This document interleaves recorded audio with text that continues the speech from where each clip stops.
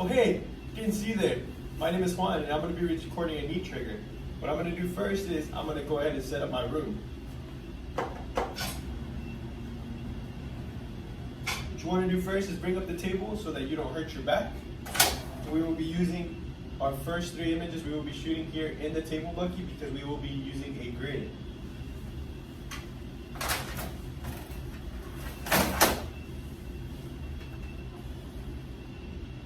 Now that our cassette is inside the grid, we will lower our table so that it can be ready for when your patient comes in.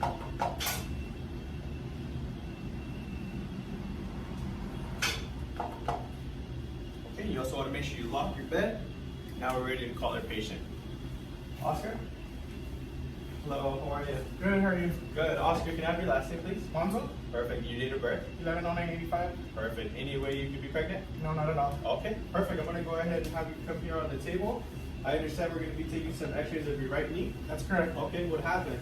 I actually fell the other day and landed right on my knee, so it's been hurting since then. Okay, how long ago was this? Like a week. Okay, sounds good. So we'll definitely take those images here. Wow, we go to lay on the table. Perfect. So now we have our patient on the bed. We need to make sure we unlock it. Once again, bring the leg up so that it can be at our level and we don't hurt our back.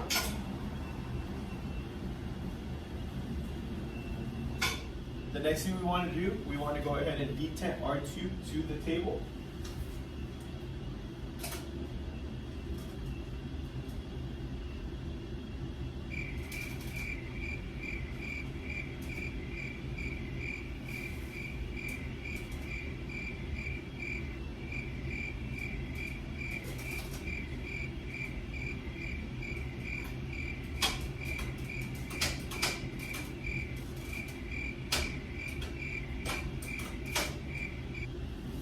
Okay, now that we are detented, we will go ahead and set our angle. For our patient, we're going to be doing a 3 to 5 degrees cephalic.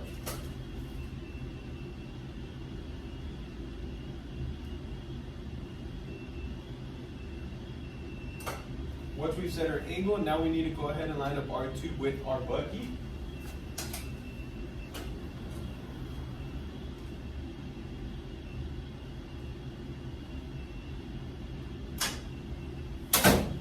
Once that is done, we will no longer move our tube. All the movements will be with our table.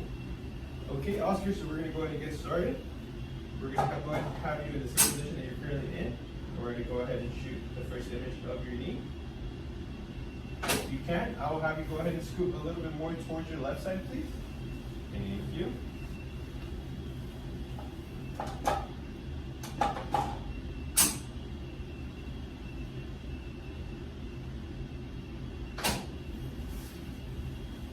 Okay, and here we will be centering 1/2 inch below the base of the apex, below the apex of the patella. And we also need to make sure that we collimate down to a 10 by 12. We only need to see that joint space of the knee.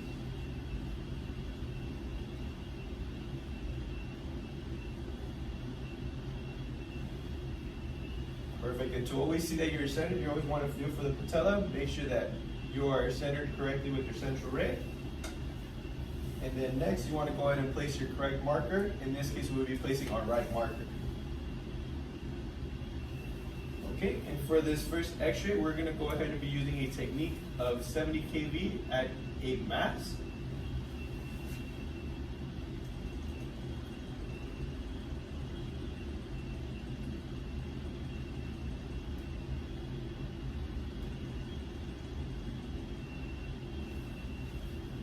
Okay, perfect. Before we shoot our x-ray, it's very important that we never forget to shield our patients.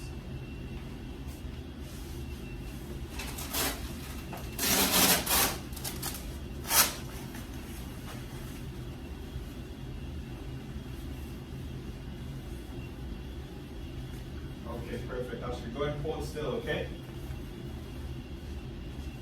X-ray. Okay. For our next x-ray, we will remain with the same tube angle and same technique, but we will be rotating our patient's knee medially. Okay, Oscar, what I'm going to have you do now, I'm going to have you go ahead and turn your leg in, please. You want to turn their leg in about 45 degrees, and to make sure that the patient is also rotating their knee, you can feel for the patella, make sure that it is intermediately rotated.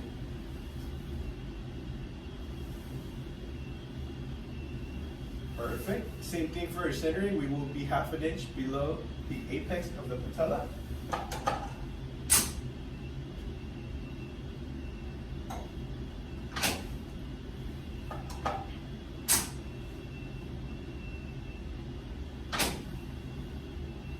Okay, and now we're ready to shoot our next image. X-ray. Okay, perfect. For this last image, we will be removing the shield from our patient so that we can have them turn onto their affected side. And we will also be providing support so that we can make the patient more comfortable, but also more importantly, avoid over-rotation of the hips. So Oscar, what I'm gonna have you do is I'm gonna have you go ahead and turn on your right side for me and bring your other leg over your knee.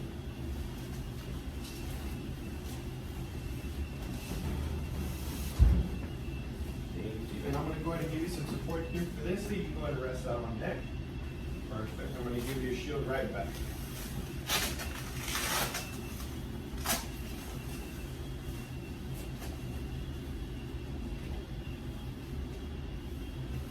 Okay, so now that we have the patient in the lateral position, we need to make sure that we also allow for flexion of the knee of about 20 to 30 degrees. Go ahead and bend your knee for me a little bit, Oscar. Thank you. Go ahead and pull that there. And now centering will be a bit different. We will be centering 1 inch distal to the medial epicondylus.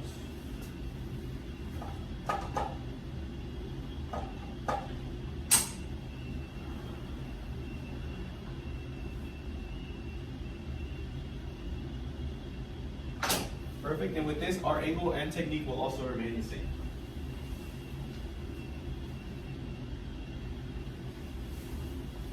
Okay, go ahead and hold still, Oscar. X-ray.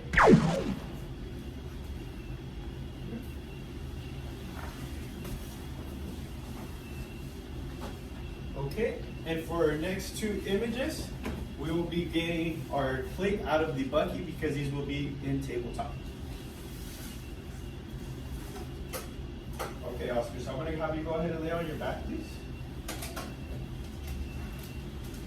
Thank you. How are you doing? I'm good. Okay. We're going to be taking 2 more images, okay? Okay.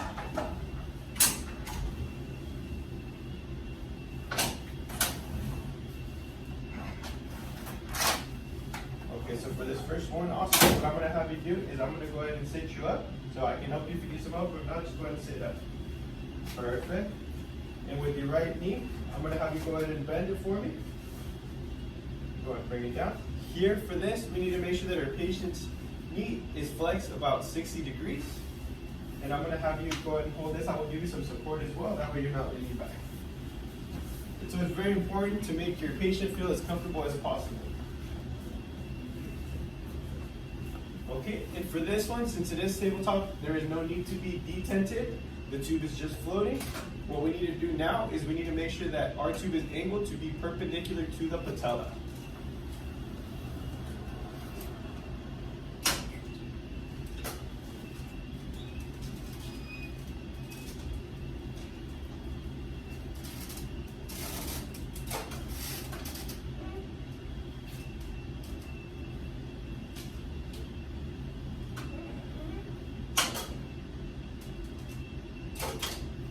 Once we have this, we also need to make sure that we are collimating since we are only interested in the patella. Once we are all set up, we are going to be centering 1/2 inch below the apex of the patella, and also very important to re-shield your patient. For this, we will be using a technique of 60 at 5 max. X-ray. Okay, thank you, Oscar. Go ahead and relax. For our very last image, we will be doing the Lateral method, which will need for us to have some support so that we can elevate our plate and rest it so that our patient can bend their knee above it. Let me go ahead and remove this from your back, Oscar. Just go ahead and lie down.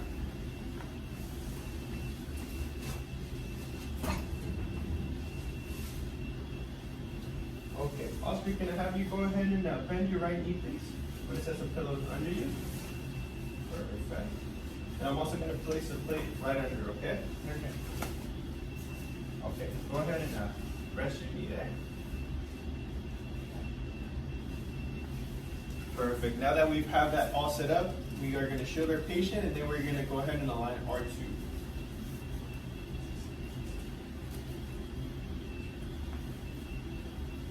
Okay, perfect. Now we are going to be centering as well, 1/2 inch below the apex of the patella. This image will be showing us the intercondylar fossa.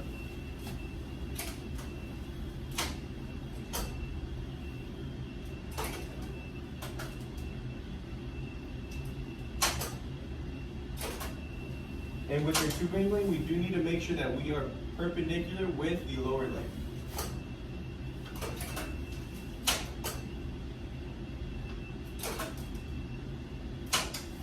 Once we have that all set up, we will be using the exact same technique of 60 kV at 5 mass.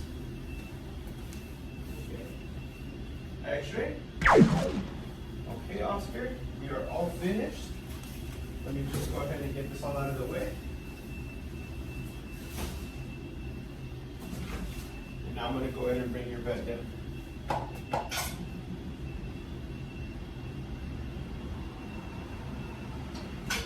And always make sure you lock your table before your patient gets up. Okay, I can help you get up, Oscar. Okay, perfect. Thank you so much. Okay, for the second part of our video, we will be reviewing our images. We will be starting off with an AP knee projection. First of all, we need to ensure that we have proper collimation, which in our case we do because we only see our whole knee joint, which is what we're interested in. We must make sure that the knee is fully extended if our patient condition allows. If we have any sort of trauma, we won't be forcing our patient to go ahead and fully extend their knee. We must also show no rotation of the knee by having the intercondylar eminence centered, which is shown here, and having the patella superimposed over the femur, which is shown right here. We must also show slight superimposition of the fibular head to the tibia, shown right here. And we must also see the open femorotibial joint, which is shown here. We'll be moving on to our next image, which is our AP oblique knee with medial rotation. Once again, collimation is key to reducing patient dose. We must see the tibia and the fibula separated at their proximal articulations, which we see here. We must be able to see the posterior tibia, both tibial plateaus, and the lateral condyles of the tibia and femur, which is demonstrated here. So we see the plateaus, and we see our condyles for the femur and the tibia, and the open knee joint once again we show here.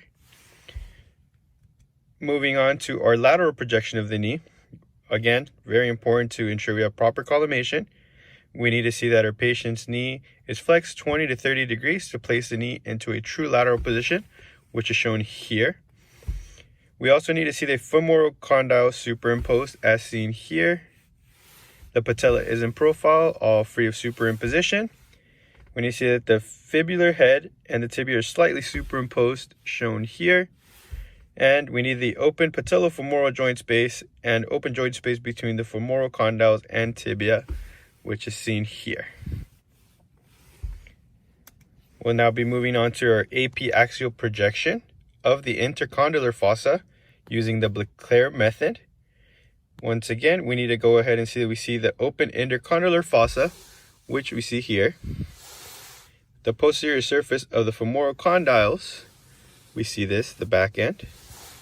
We need to also see the intercondylar fossa and knee joint space. Here we go here. No rotation, which is seen, everything is pretty straight here. And no superimposition of the fossa by the apex of the patella. As we see here, it's very clear. There's nothing there superimposed. The patella was out of the way. And finally, we will go over a tangential projection of the patella using the Settegast method, also known as sunrise. First of all, once again, evidence of proper collimation. When you see that the knee is in profile, no superimposition there. Must see the femoral condyles and the intercondylar sulcus. So we've got our condyles here. And we need to see the open patellofemoral articulation, which is demonstrated here. So based on our observations and images we were able to capture, everything has come out perfect.